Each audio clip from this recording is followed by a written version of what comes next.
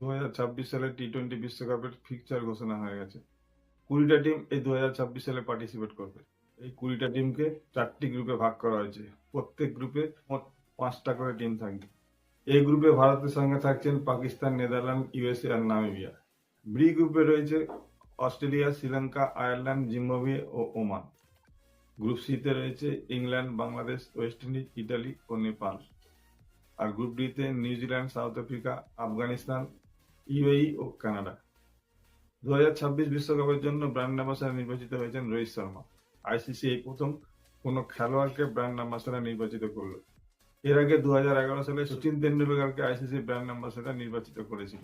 2000 সালে চ্যাম্পিয়ন্স ট্রফিতে brand ambassador ছিলেন শিখর ধবন। অনেক ধন্যবাদ আইসিসিকে রোহিত শর্মাকে ব্র্যান্ড অ্যাম্বাসাডর নির্বাচিত করার জন্য। সেই সঙ্গে কংগ্রাচুলেশনস রোহিত শর্মা।